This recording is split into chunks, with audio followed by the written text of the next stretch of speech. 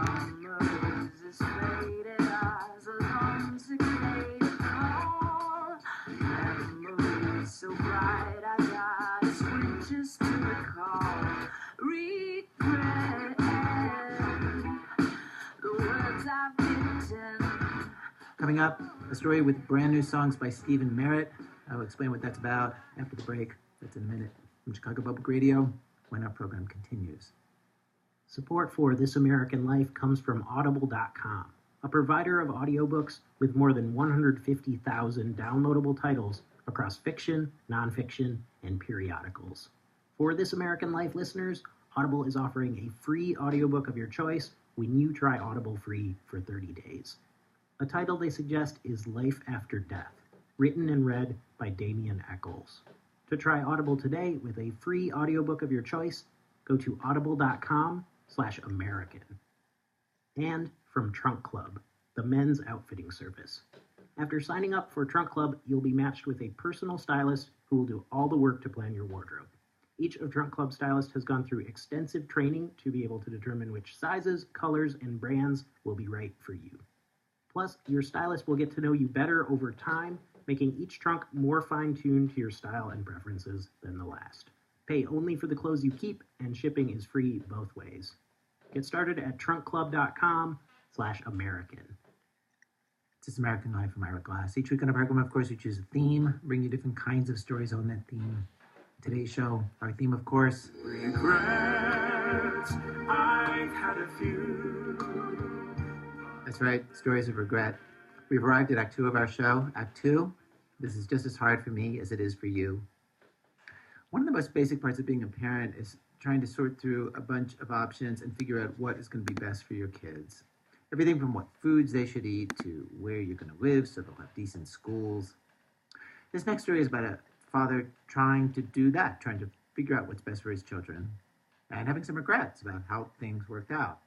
His name is Will Ream, and the choices Will has had to make have been pretty dramatic ones. And to tell the story, we're going to try something that we have never attempted before. We asked a songwriter, a great songwriter, Stephen Merritt from the band The Magnetic Fields and other bands also, to collaborate with us. And mostly, as you'll hear, Stephen has composed music that's going to run underneath the narration and the quotes like we always have in our stories, like the music that we had written for Act 1 of our show today. Though in a couple of places, and really it's just a few places, Stephen wrote songs, like real songs with words that'll sing. I'll sing something that sounds like this. So during the story that you're about to hear, when Stephen is singing, he's going to be singing things that the dad in the story, Will Ream, actually said. The lyrics are all verbatim quotes, or they're as close to it as Stephen could get within the structure of a song.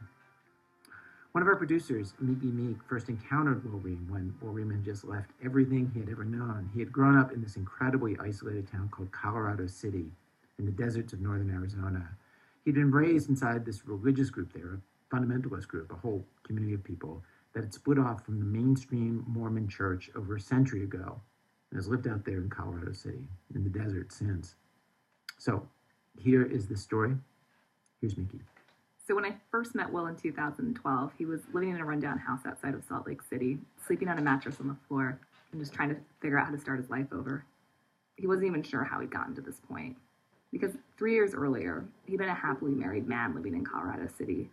He and his wife had 4 girls and a little boy, and they were surrounded by family and people he'd gone to church with his whole life. But then things started getting strange at church.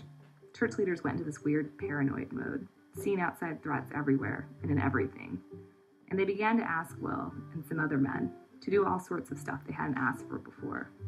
The church leadership had people it wanted to intimidate. These were former church members and people who were questioning them. So they'd send Will and these other guys from church out in the middle of the night to vandalize these people's stuff, disable farm equipment, change locks on gates. And the church told Will and the other men, "You can't tell your wives."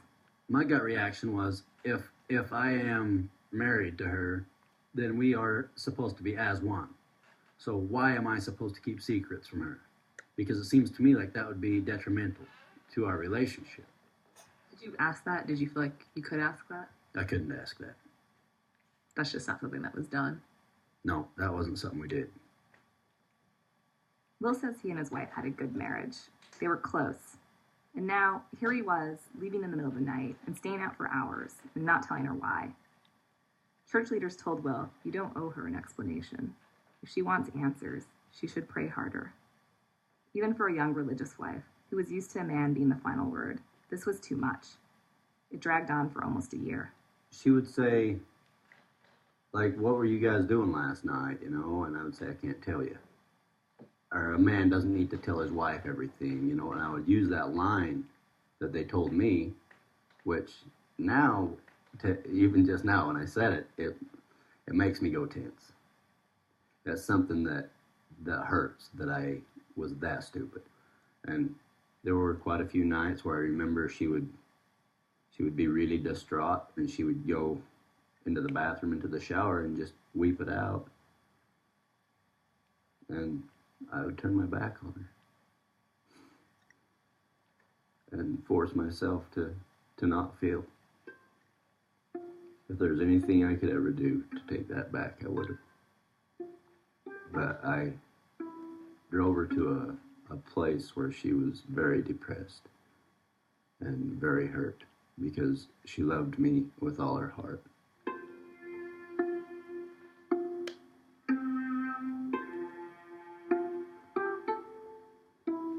If I had known at that point what I was choosing at that point, if I was choosing her or the church, you know, I would have chosen her.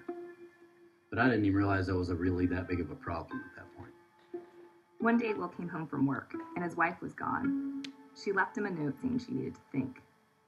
He tried to work it out with her for more than a year after that, but in the end, she wouldn't come back. She and Will had gotten married when she was 15, and since then, her whole identity had been wrapped up in the church. She'd been an obedient wife and mom who homeschooled their 5 kids, and when she left, she was still in her early 20s. She'd never experienced anything outside the church. Now she started seeing other men and drinking, and she basically checked out on Will and the kids. Will was devastated, and he resented the church for causing their breakup. And things were getting even weirder at church. Will's particular branch of fundamentalist Mormonism is headed by the prophet Warren Jeffs. You may have heard of him. He got investigated in Utah, Arizona, and Texas for sexual assault and marrying underage girls. He was sentenced to life in prison. Will and the other followers were told if they had enough faith, God would release Jeffs from prison. And so to test their faith, lots of strange new rules came down. Don't eat sugar, only wear homemade clothing, and it can't be the color red. Will remembers one Sunday, a new set of rules came down, specifically aimed at everyone's kids. They talked about how the kids weren't supposed to play. I think that was probably one of the biggest things for me, because they weren't supposed to play just to have fun anymore. They were asking the people to get rid of their children's toys and to not allow them to ride their bicycles. They basically were saying that we needed to sacrifice everything that meant anything to us. Everything from our desires to our physical belongings to our homes to our families to everything. We needed to be willing to sacrifice everything to the prophet. I just remember leaving that place feeling like shit, thinking, is this really what I want? You know, is this really what I want for my kids? Will got desperate. He reached out to his bishop at church. I told him, I says, I need some help here. I'm losing it. And he just says, you need to pray more. You need to get over it. That's all he said. You need to pray more. And I thought about that. And I thought, you're turning into what I used to, or you're giving me what I used to give my wife. You know, and there was no life left in me at that point. I would walk at 2, 3, 4 o'clock in the morning, all through the night, just pace, walk up in the canyons, walk just everywhere, just trying to get some kind of clarity.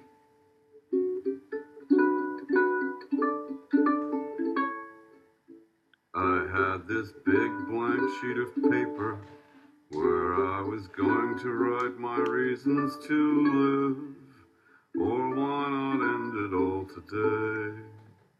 And kids was the only reason I could give. I felt betrayed by my religion and by the only person I had ever loved and opened up to. You bet I felt betrayed. They all said pray. Yeah, well, I prayed. had the knife sitting in front of me. I've had the pills sitting in front of me. And I've been sitting right up on the cliff's edge, with one foot dangling off the ledge. And kids was the only reason I could give. They all said pray. Yeah, well, I prayed. When the church told kids they weren't allowed to play, that was the last straw for Will. He'd already lost his wife, and now his whole life was about trying to make things okay for his kids again. He had a radical thought. Maybe they just had to get out and start over. So on his 33rd birthday, Will loaded his kids into a van, and they headed north. Once they got 20 miles away, he stopped the car and explained to his kids what he was doing. I said, we're gonna go and make a life for ourselves somewhere else. I asked them if they were, how they felt about that. And they all said that they wanted to come and build a new life. Were you scared at all at that time? Did you doubt yourself at all? I wondered. Oh, yeah. I really did. I wondered if, we were all going to be destroyed tomorrow and I screwed up. Maybe a week from now. But it actually felt like the hope. It was genuine hope for the first time in a long time that I could give them another shot at life. It was like taking a breath of air after you've had your head underwater,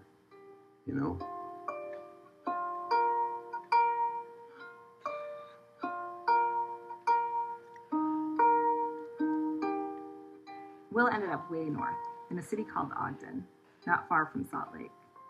He and his kids moved into a small apartment and started living among regular people for the first time. Doing stuff regular people do, like going to the movies.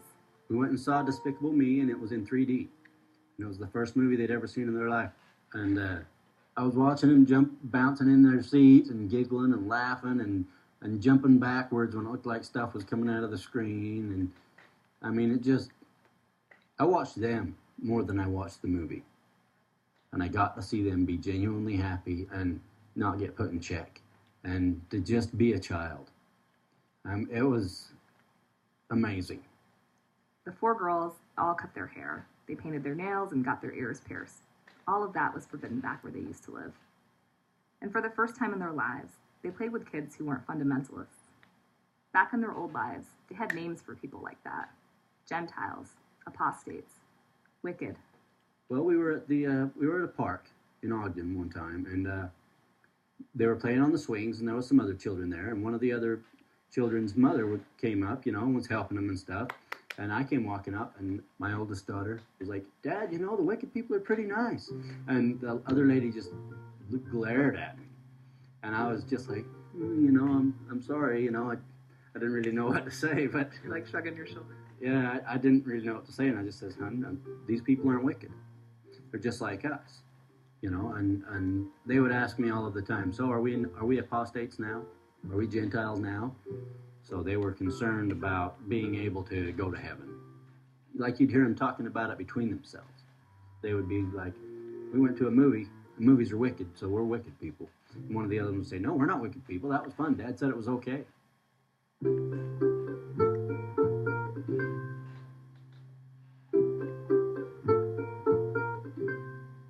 Back in Colorado City, we did not associate with colored people, but in Ogden it's okay.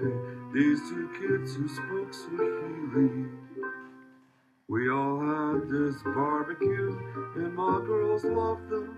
It was just like night and day, seeing my kids play.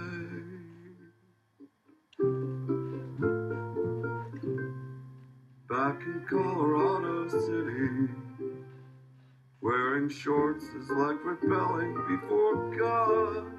But in Ogden they don't care, so we wore just what we wanted. Girls went shopping, skirts and dresses, and played music.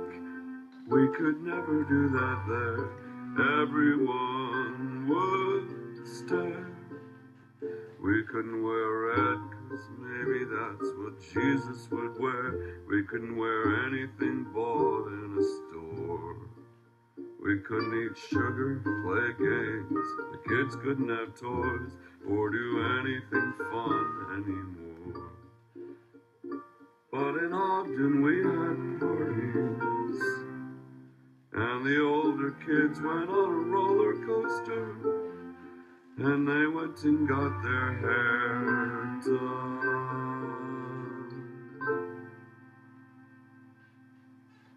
They had a good summer, fun summer. But when fall came, it was like reality hit. The kids were going to public school for the first time in their lives. They'd been homeschooled before that, and Will decided to go to school too. He only had an 8th grade education, so he got his GED and then enrolled as a freshman at the local college. It was incredibly tough for Will, trying to hold everything together, with 5 kids, by himself. When he left the restrictions of their old life, he also left behind all the love and support that came with it. For the first time in Will's life, he had no family members, no church members, nobody to come over and watch his kids for a night, or to bring a meal. He'd been living in this tightly knit small town, where everybody looked out for each other, where everybody had known him since he was a kid. And now he was far away, and they'd all completely cut him off.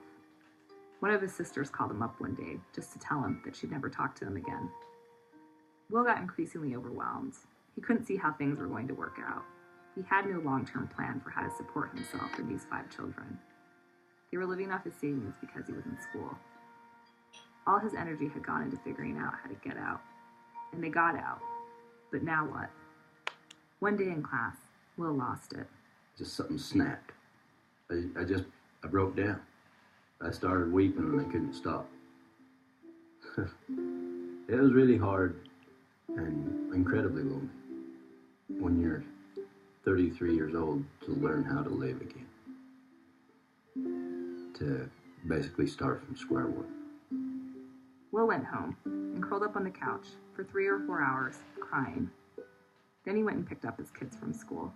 And then I started making dinner, and then I was like I was kind of out of it, you know. And when I came back to it, I just started kind of looking around, and I asked my oldest daughter, "Did you check on the food in the oven?" And she's like, "We already ate, Dad." I looked around, and my oldest daughter had gotten the dinner out of the oven and served the children and fed them, and they were done, and she'd cleared the dishes off the table, and they were sitting in the sink.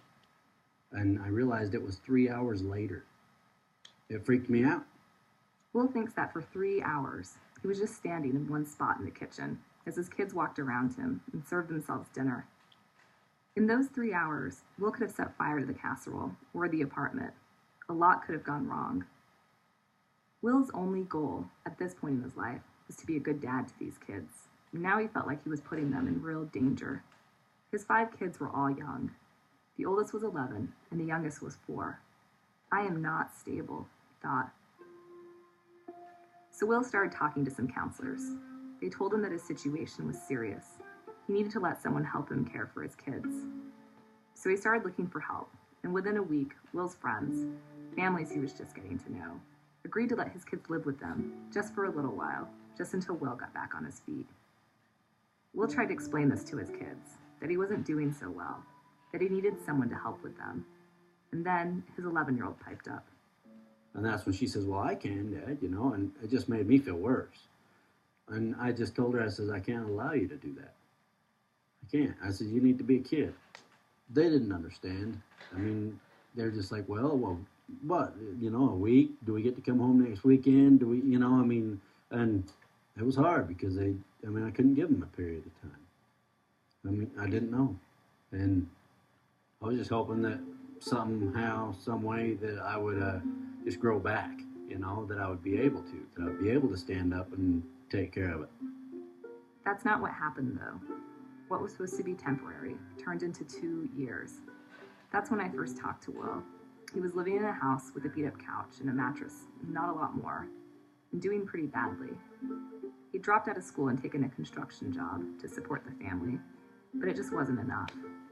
He'd spiraled into a depression where all he could do was work and sleep. This is from that first interview.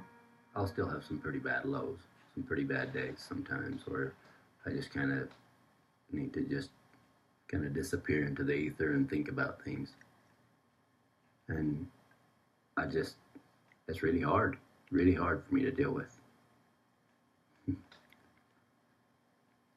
feel like I've failed, kind of, where I'm not taking care of my kids anymore, my family's not together anymore, stuff like that. It feels like I've had to admit failure, which is hard, but I always identified myself as their dad.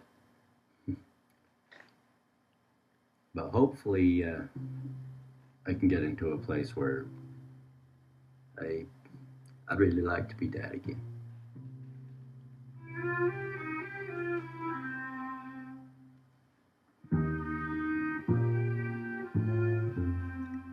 His daughters were only 20 minutes away, but it was hard for Will to see them. He'd go over and read books and play games with them, and then when he had to leave, they'd always ask, "When do we get to come home?" Will never had an answer for them. His life was still a mess, and so he'd drive away feeling totally wrecked that he'd let them down. Will started going to see them less often because it was so painful, and because it seemed like the more he stayed away, the better they did. Seeing him raised upsetting questions, and when he stayed away, they thrived, settled into their new lives, and made friends. They played soccer, which the girls never would have done back in their old community in Colorado City. They got to be kids. And so Will came to a hard, awful conclusion. He needed to let them move on, without the question of coming home always hanging over their heads. And so after they'd been living with their new families for 3 years, Will waived his parental rights. He let the families adopt his kids. You gave up your kids, you gave them a better life, but it didn't necessarily do that exact thing for you. It didn't do that exact thing for me, but that's okay. I'm fine with that. Because they have what I wanted them to have now. They have what I couldn't give them otherwise. Will had done what he originally wanted to do when he left Colorado City. He'd given his kids a better life. The girl's adopted mom told me that his daughters understand this now, that when Will gave them up, he did it for them, not for himself, though it took them a while to see it that way. It's gotten easier for Will to visit his kids and Skype with them.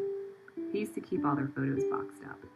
It was too hard to look at them, but now his bedroom shelves are lined with their pictures. The kids' adopted families live farther away now. That's hard. His son is now in southern Utah, and his 4 daughters are in another state. And so Will took a job driving oil trucks in Texas and North Dakota. The pay was better, and he no longer had a reason to stick around Salt Lake full time. At each point since leaving Colorado City, Will made what seemed like the best choice for his family. But as a result, he doesn't have a family anymore. I miss them. All day, every day. They've never left my mind. Think about the way they used to laugh. Their little oddities, the weird little things they would say, the way they would walk, when they learned to walk, how long their mom was in labor with them, the way they looked when they were born. If you could somehow go back in time, would you? If I could go back and have everything that I've experienced been removed from my plate and just drop straight back into the same mindset, I might. It was a good life. I refer to that point in my life as having everything, back when I had everything. And that was the pinnacle of my life. That was when everything made sense, and I had everything I ever wanted.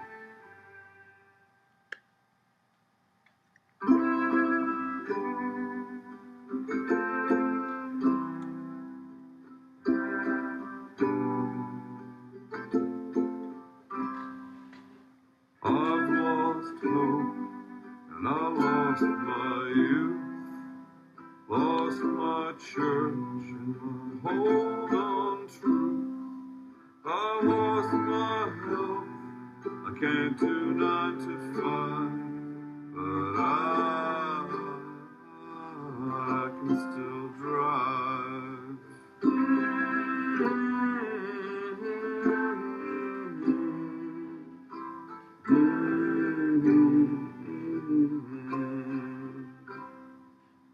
I started life again at 33. I hauled my ass to Texas to be me, to save my sanity.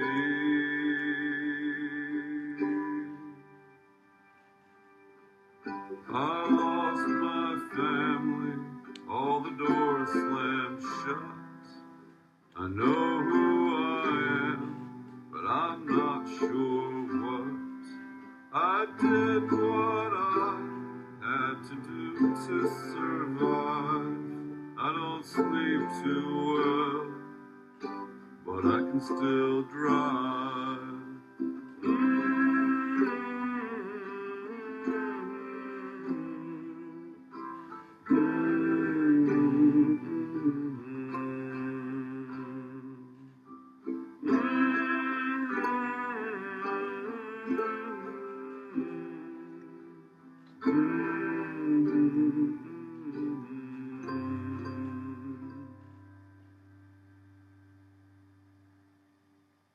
Original songs and scoring by Stephen Merritt, with Sam Duvall on cello and glockenspiel, Pinky Weitzman on viola. Engineering by Charles Newman. Mickey Meek reported the story. Mickey is one of the producers of our show.